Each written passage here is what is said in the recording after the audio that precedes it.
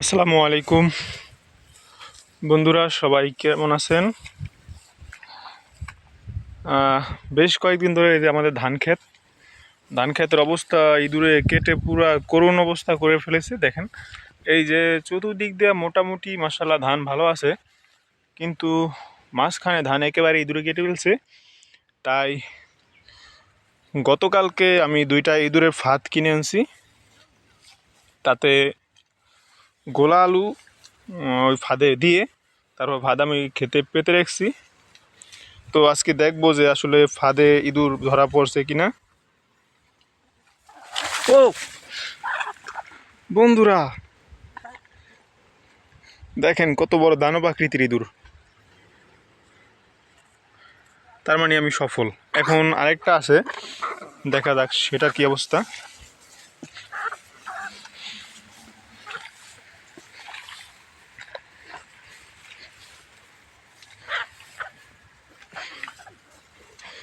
না, এটাতে আমি ব্যর্থ, কারণ এটাই পাইনি।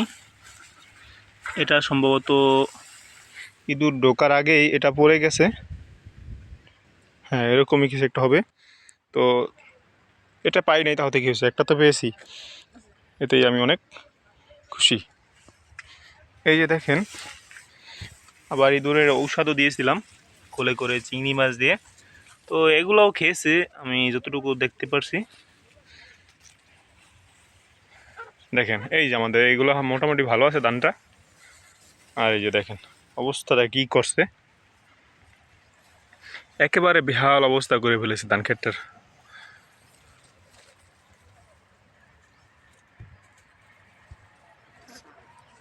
তো বন্ধুরা, এ পর্যন্তই রাখছি।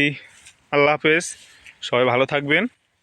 আর আমার ইউটিউব চ্যানেলটা সবাই একটু দয়া করে সাবস্ক্রাইব করে দিবেন, আর বন্ধুদের কাছে শেয়ার করে দিবেন।